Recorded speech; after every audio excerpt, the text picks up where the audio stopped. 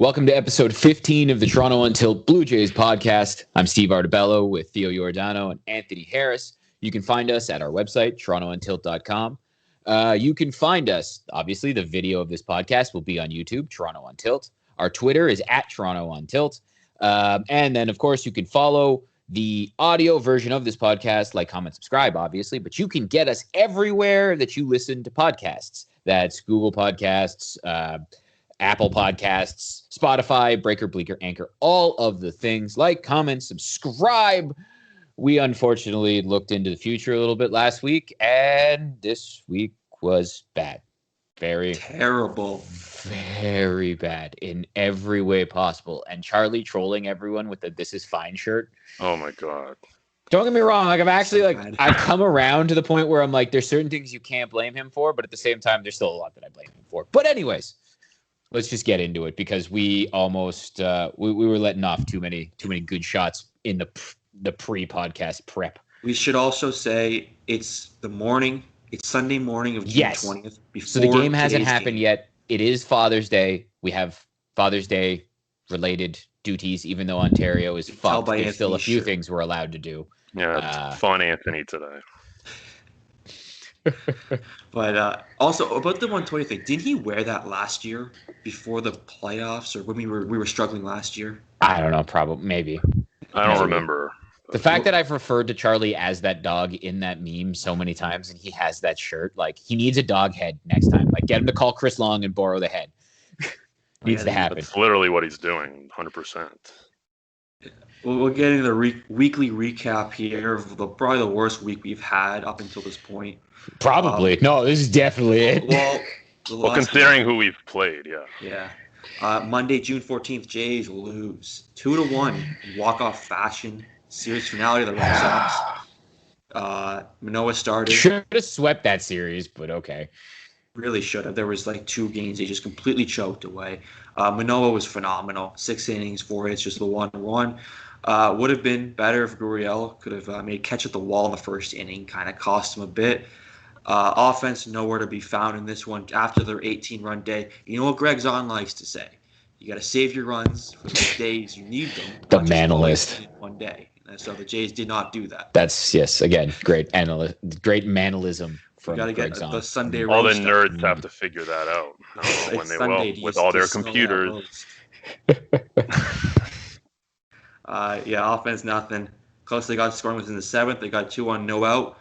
But this Randall Grichuk guy who, your favorite player. Not even Anthony. I'm trying to be fair to the guy. I thought because it was like 2 months of him being decent, he is just completely fallen off, but very under the radar because Pat Tabler will say he's a great RBI guy every at bat. So I don't know if many people are reading the slump he's kind of been going in, but he was he got a really bad at bat, grounded out play. He does not take walks, and my God, since like the end of April, it feels like he strikes out. Like, he's had a bunch of clutch hits, and that's why I think we all default to what Pat Tabler's saying. And he's a great RBI guy because every memory you have is him being 1 for 5 or 1 for 4, where that one hit was either a double that won it or a single that won it and drove some dude in, or he hit a dinger. So you tend to remember that, and then you actually look at the numbers, and he's been atrocious since the end of April. Yeah. Going into the 9th inning, down 1-0, 2 outs, no hope. Lord and Savior, Vladimir Guerrero Jr. It's an absolute bomb. Yep. You're feeling good. And this was thinking we got this. You saw, at this point, Anthony Castro warming up in this game. You saw Romano warming up in this game. You're thinking, all right, we got this game tied. Let's see one of those guys come in. We saw Rafael Dolis. He came in, blew the game. Biggio set the table with an inning, or set the table with an error to start the inning, and then Devers hit a bomb to the wall, ended the game. Just a microcosm of what's been going on with this Jays team this season. I would also like to point out, is Dolis on the IL yet, considering he can't feel the ball in his hand? Yeah, I think so. Did that finally happen? They finally made that move? Okay, great. Because, maybe that's something you do when your pitcher can't feel the baseball in his hand. Is there much more to say than that? I mean, they're so cautious with Romano and like, oh, we got to make sure. But at least it's like you can't even. Oh, and we'll get to they're so cautious with Romano and then what happened yesterday. But we'll get there when we get there. We got a great Charlie quote after the game about why Jordan Romano didn't pitch, because closers close the games. They don't pitch before that. And Charlie's the analytics guy, even though he bunts all the time and doesn't use his closer.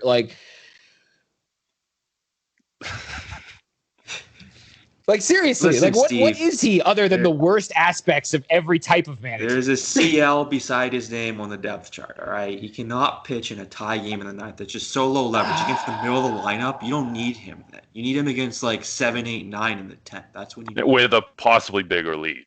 That's what you need him for. Yeah. Yeah. And here's the thing. I was actually like saying that Dolis, like, hey, you need to trust him. He could go on one of those runs again.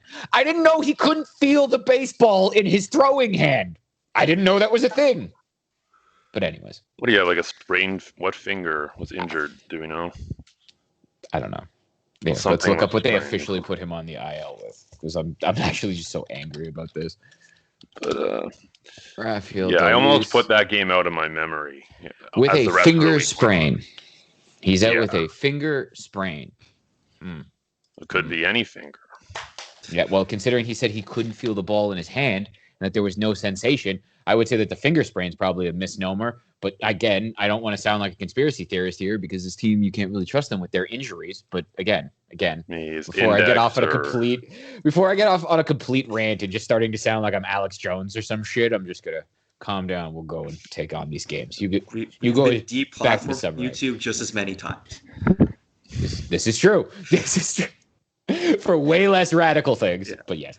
Tony, game 2 on Tuesday. Game 2, Tuesday, the beginning of the Yankees series, and Ryu Montgomery, and I was like, this is a game we should tee off, because Jordan Montgomery is one of the guys whose spin rate has really dropped since the substance gate, whatever. Yeah, makes sense with Garrett Cole and a spider tack, probably passing that around in the clubhouse.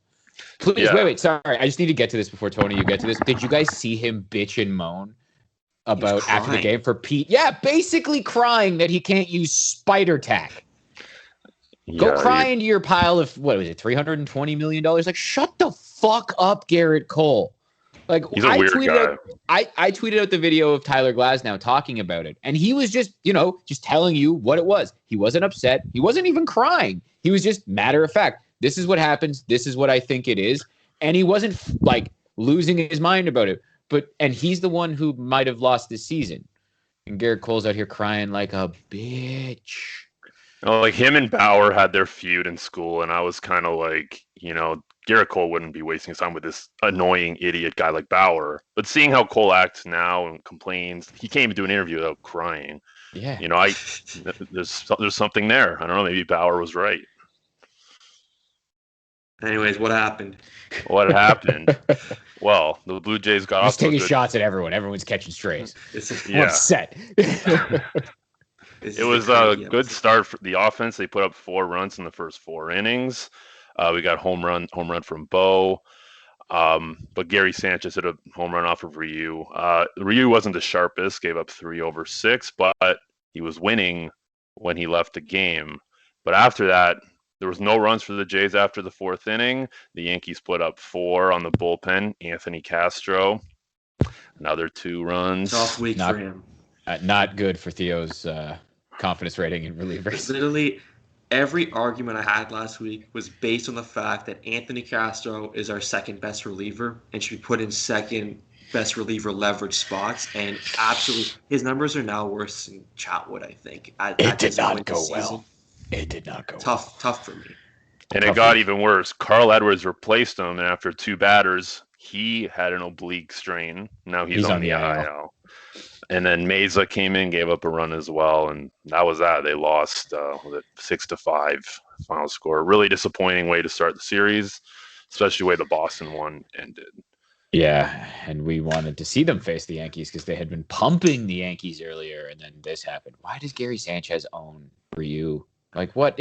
Gary Sanchez is like objectively bad. Like he's been hot. He's a bad catcher, and then he like from Buck Martinez. Oh, that Gary was amazing. Sanchez is a bad catcher. That was amazing. And Buck doesn't do that. That's the best part. Like, Buck doesn't actually do stuff like that. And that's actually, I think, why it was so Nothing makes funny. him more mad than a bad defensive catcher and a catcher who's on one knee. Yeah. Just will say exactly. It's amazing. The opposite of his whole career, where he had to be fundamentally sound as a catcher. Yeah. He wouldn't be a broadcaster right Just now. didn't hit dingers. You know, Gary Sanchez is everything Buck wants to be. Or not wants to be, but everything he isn't. Yeah, basically. Yeah. But Gary has been hot the last few weeks. He's been on one of those runs that he goes on where he's just like... He just hits all the dingers. Yeah. All right, Theo, talk about the next game. Wednesday, June 16th, the Blue Jays were victims to an absolute robbery in this baseball game. You have 3-2 loss to the Yankees. Speaking of Gary Sanchez. Yeah, Stripling made the start. He was phenomenal. Might have been his best start of the year. Battled through some panic errors, which he made clear he did not like. That was... Are we getting to that? Do you want to get to that right off the hop? Yeah, we can, I guess. Because you can't really do that. Yeah, it's not a good visual. Like, here's the thing. You can't do that ever, and you definitely can't do that when you're Ross Stripling and it's Joe Panic. Like, you Who's guys... like a veteran in the league. It's two veterans. Yeah. On a young team, you cannot have the veterans fighting like that. If one of the kids does it, it's a learning, you know what I mean? Like, it's almost excusable because it's a learning moment and, you know, they're not supposed to enjoy losing and blah, blah, blah, blah, blah, blah, blah. If Ross Stripling wasn't pitching as well as he has been like, if he was pitching like he was in the beginning of the season, they would have sent his ass down. I'm pretty convinced of that. It's the fact that they can't afford to do that because he's way too good and he had to publicly apologize. Good. One of the best pitchers of baseball. I would also like to point out, did you see when he was trying to apologize to Joe Panic in the dugout with the camera on, and Joe Panic would not even look at him because you could tell that Joe Panic was like, I'm going to wait until we're in the tunnel and I might whoop your ass. I'm assuming that he screamed at him like in private, but I mean, at that point, Stripling owned it on Twitter. He owned it on his interviews. He had to. He had to. Yeah.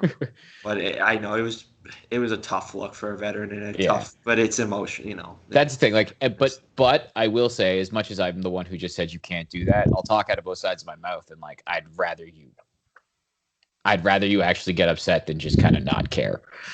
But like, don't get me wrong, I don't want to see you show up. That's the thing. Like, I don't want to see you show up your teammates, but I'd rather know that you actually care. You know what I mean? Like, it was two bad ones for Panic. I'm not saying he should have done it, but it was like... No, and again, that's what I mean. Like, I'm talking out of both sides of my mouth because it can't happen. You cannot do that. It can't be two veterans who do that on a young team like this.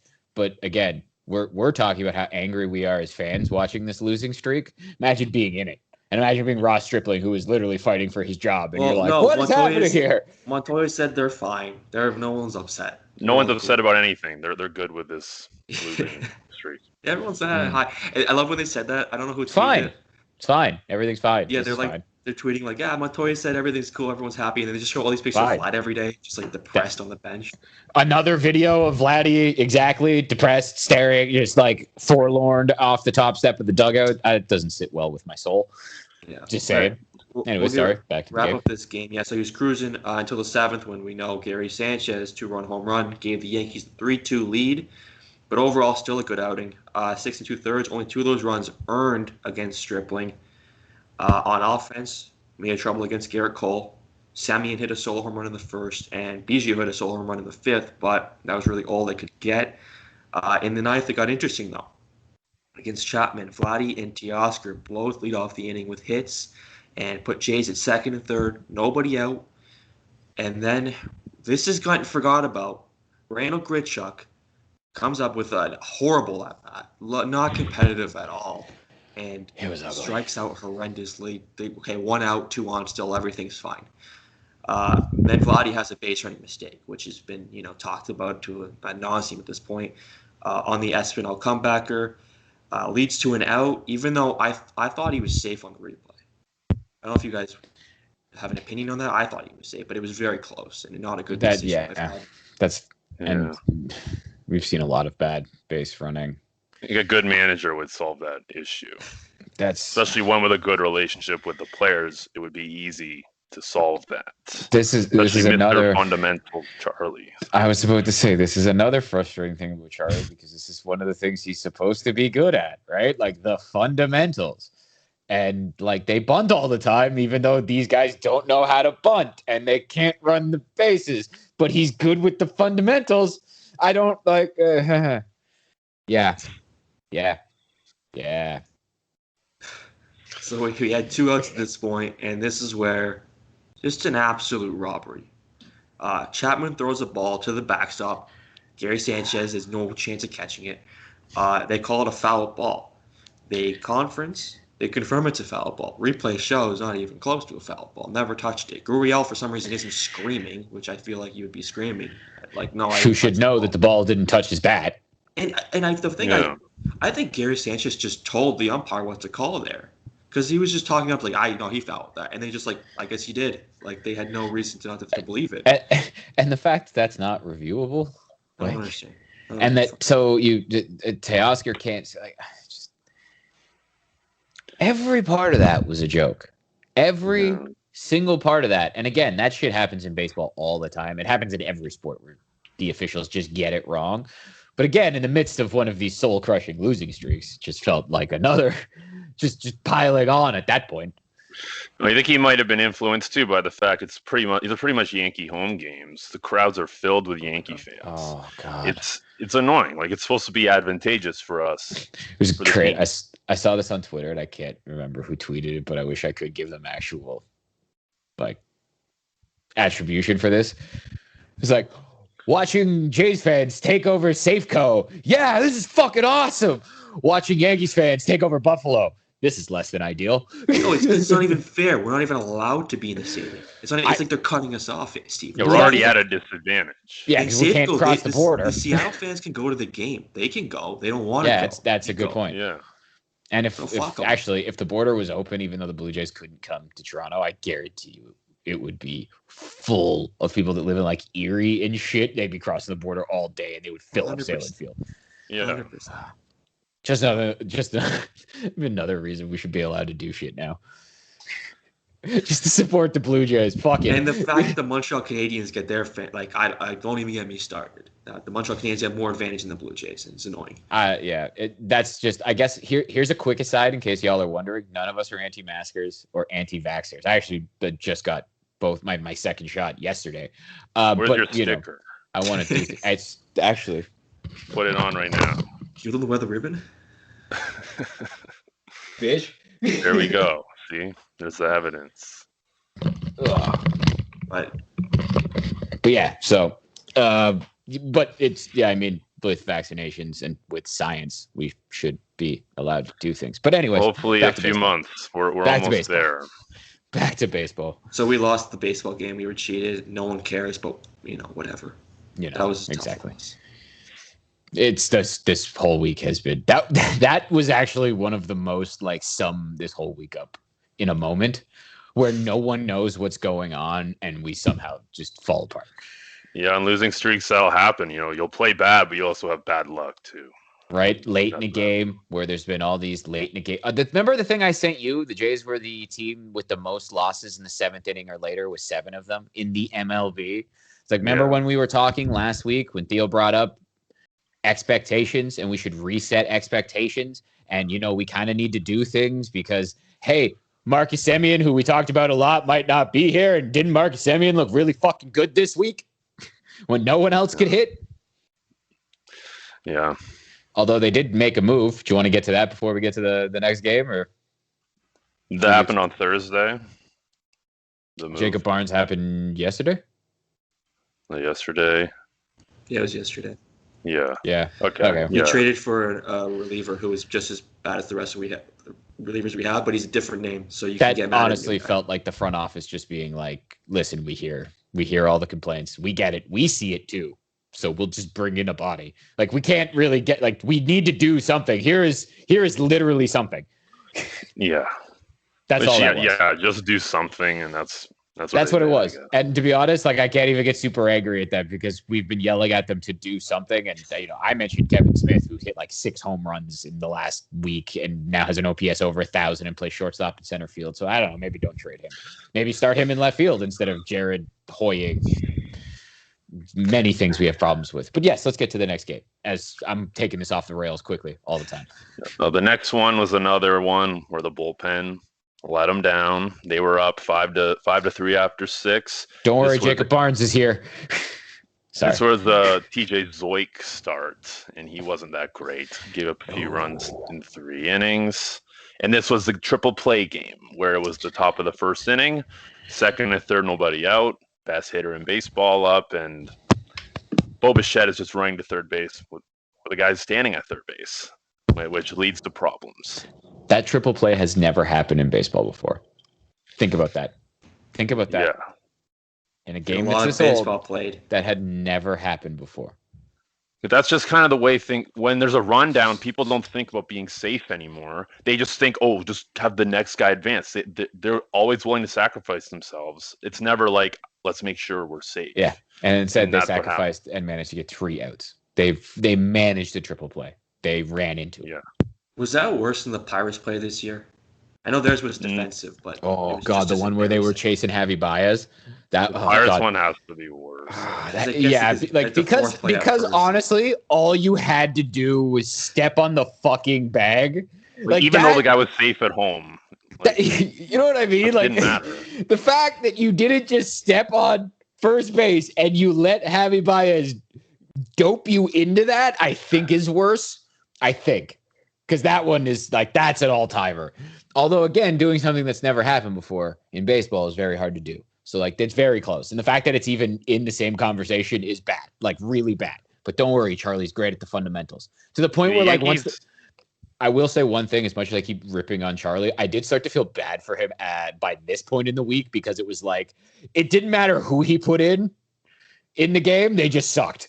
No one could get out, so it was kind of just I can't really rip on him for the bullpen, but I'm going to rip on him for shit like this, where, the guy who's supposed to be good with fundamentals is in charge of this team that doesn't know how to run the bases. The Yankees have had 2 triple plays this year in the past couple of weeks. Yes. And they both came at extremely good times. The first one, the White Sox won in the 9th inning. They had a 5-4-3 triple play.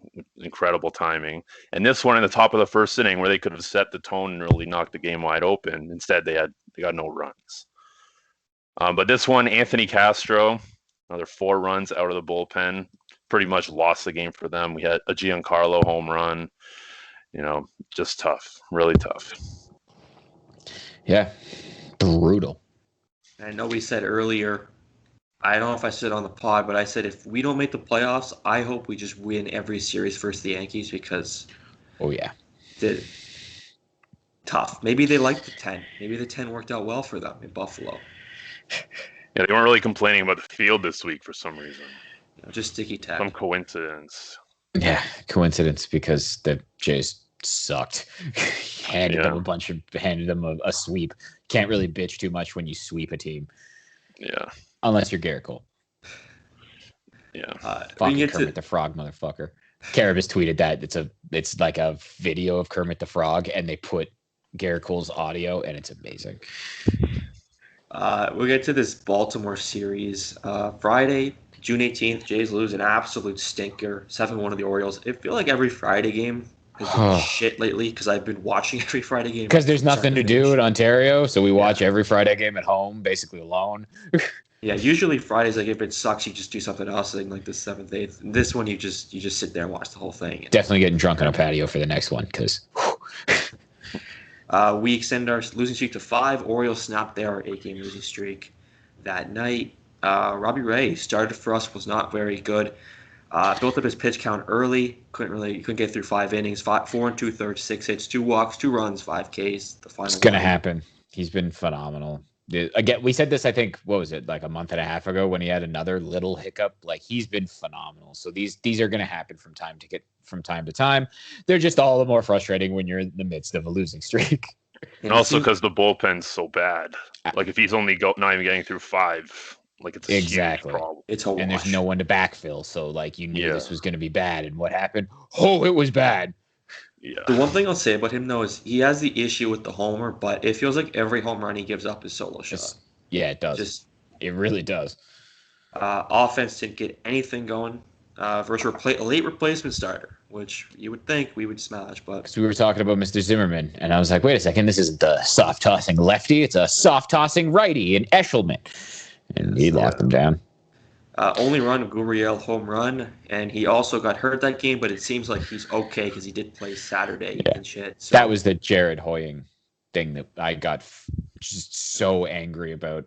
Unnecessarily, because again, we said we'll find out today if Springer's playing, or if that was. I hope Hoying goes 4-for-4 right in your face. I hope he just goes and hits 3 home runs. So do I, to be fully honest with you. I'd love to be wrong. He's going to do it on another team. The reason I keep looking down too. The 5. Just get to this real quick. Springer only played 3 innings yesterday, and there was rumors that it was because it was wet and it was raining, so they didn't want anything to happen to him on a slick field. And then there was talk that it was agreed that he was never going to play full games because he played like 5 innings, then 8 innings, 5 innings in center field, 8 innings as a DH, and then 3 innings last night. Here's the thing. If he only played 3 innings as a plan, that's because he better be in the fucking lineup. And I keep checking to see if he's in the lineup today, and I don't see any tweets about it. And I'm trying to figure out if Teoscar's in the lineup today, because if, again, Hoying is still here, I don't get why it was him and not somebody else in the roster. But, okay. But, yeah, I guess we'll get to the one positive, which started with a negative, but Alek Manoah just out here threatening to fight the entire Baltimore Orioles for no reason. Yeah, that was pretty bizarre. But they were up 2-0 in the game. They had 2 home runs in the first. Semien and Vlad hit home runs, but then he struggled a little bit. Ryan Mountcastle hit 2 of his 3 home runs in that game off of Manoah, and Mullins hit 1 of his 2 off of him as well. And it was the 4th inning after the DJ Stewart home run, which is right after Mountcastle's second, when he hit Maikel Franco, whatever. Yeah. And all of a sudden, Alek Manoah kind of stared at him, and the bench is cleared, and he got ejected, even though, I don't know. And yes, we are Jays fans. I do understand that in baseball, when 2 dudes hit home runs and the third guy gets hit, especially with a high fastball, he's going to be upset. I get that. I fully do. But it's a situational thing. Alek Manoah is a rookie who has struggled with control because, yes, one of those dingers was a slider that was like down and in a good spot, and the other one was a fastball down and in, but he gave up 2 other dingers that were middle. Like when you throw a slider middle, it's going to go a long way. So he was having problems with his command. He has had problems with his command before. It's going to happen. It's unfortunate. You don't want to hurt anybody. And like, I get why Maikel Franco would be angry. He just got hit with 94, right? Like he has a reason to be angry, but that's like a situational awareness moment. Like really, why is Manoah going to put another guy on base? Like, why are we going to do this? You know what I mean? Also, that's more of a thing that you see from like an old white pitcher who's pissed off, like a veteran, a dude who's been around for a long time, who might just be angry that he gave up 2 dingers, not, a rookie who's making his 5th career start. You see what I mean? Like it's a situational awareness thing. Like no, it's a thing. The Orioles are trying to spark themselves into being like, we got the world against us. The fact of the matter is, no one cares about the Baltimore Orioles. No one cares what they do this season. And they're trying to find some rallying cry. That's all that was. They were just like, they're frustrated with their losing. They're losing as much as more than we are. So obviously they're way more frustrated. And honestly, I think the most embarrassing / disrespectful part of that entire thing was Vlad Jr. completely like little boying Freddie Galvez, who's like a decade older than him. Like Freddie Galvez doing the whole like little kid throwing a tantrum in the shop in like shopping market, and dad being like, oh no, get the fuck out. It was fucking amazing that he sunned him like that last year or 2 years ago. Remember the Socrates Brito year and fucking Alan Hansen and shit? Freddie Galvez is on the team. He was a Tulo replacement that year. Yeah. They were teammates. That's why it was so funny, because there's that one picture too where you can see that Vlad's got like kind of a little smile as he's picking him up. It was fucking awesome. It was. Whenever you can't touch your foot on the ground when someone's picking it, it's just got to be a tough feeling. And again, have no control. Freddie Galvez, I want to see if he actually is a decade older, if he's 32, because that would be like that is that just. adds to it that you got little Boyd by someone like And that. Freddie Galvez is 31. He'll be 32 in November, so he is a decade older than Vlad. And you can't even hit Vlad, because if you hit Vlad, then the whole hell breaks loose. Like if it was Jared Hohen picking you up, you could hit him. No one would really care. Well, but you can't hit Vlad. We were talking about this. Theo texted the group. He's like, Vlad's definitely getting hit next, right? And I'm like, listen, if someone hits Vlad, I expect, Jared Hoying, the last dude, the 26th man on the roster, better come out with a bat. Because Vlad is the face of the league right now. With Mike Trout hurt, he might be the best player in baseball. Ohtani's kind of taking that. Well, only because Ohtani pitches. But Ohtani is the most interesting thing in the world because he's a unicorn, but no one pays attention because it's the A's. It's the Angels. They play 10 p.m. games, and for some reason, no one pays attention to the Angels, even though they're in California. No one pays attention to the Angels, so it's Vladdy. No one cares about Anaheim, really. That's just. Plus, we're a Blue Jays podcast, so it's Vladdy. Vladdy's the face of the league. End of story. But the Angels are above us now in the standings all of a sudden. But well, a lot of people are above the Jays in the standings because they are under 500. It's a problem. I know, but you would think the Angels would be behind without Mike Trout, but they've been playing better somehow. But shout out Cedric Mullins. He's hit 4 home runs in 2 days. Look at his slash line is off the charts. He's an all-star for sure. 323, 395, 560. Helped my fantasy team big time. Great pickup in our league, boys. Don't know what you all were doing. I'll sleep.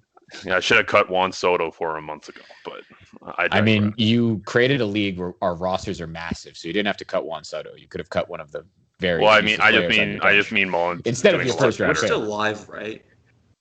Yeah. What the fuck are we talking about? Yeah, I don't know. We've completely fucking gone off the rails in this game. Or in this fucking thing. You can't get Tony ramped on fantasy because then it's just going to go. We're going to have trouble getting it back. I'm never the one bringing it up. It's always you guys. So we'll bring it back. Always want to bring it up. We'll bring it back to the game. The one here's a positive spin. So the Jays were getting hammered. The Jays were getting hammered. Manoah got thrown out. Pick up there. Well, they were down by 3 going into the 9th. But then with 2 outs, we got a Bo blooper into right field. Anthony Santander, just off the tip of his glove as he dove for it. A better right fielder, I would expect to make that play. But we were playing the Orioles, fortunately. The ball dropped in. Thank goodness for that. Vlad crushed a double right afterwards. Left center, 2 more scored. And then Randall, Mr. RBI guy, hit a nice 2-run double. Hit a one-run double. And that was it. And Jordan Romano pitched 2 innings because, he's been handled with kids' gloves and then pitched 2. I mean, he needed to. And I'm not criticizing Charlie for that because that needed to happen. And again, I actually started to feel a little bit bad because it didn't matter who he put in. They all sucked. Yeah.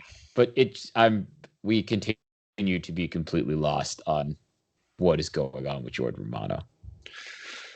Yeah, the best reliever we have, and we see him once a week.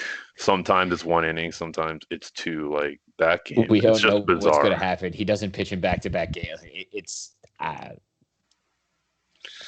positive. They won the game. It felt like one of those wins that you need to have, and a team can rally around and all those things. But it doesn't change all the negative stuff we talked about earlier to this point.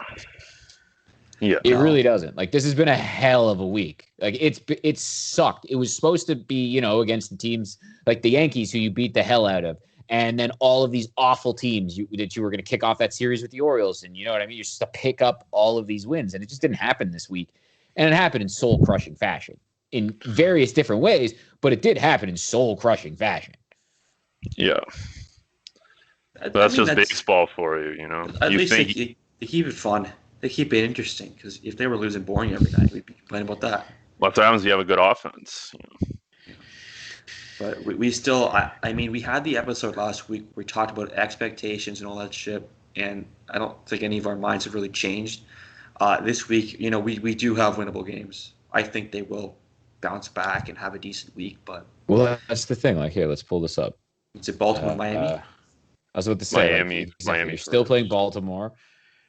Because you got Baltimore today. And Baltimore again. Got Miami twice, and then back to Baltimore. Exactly. You really should be able to make hay here, even with the beleaguered bullpen, with everything going wrong.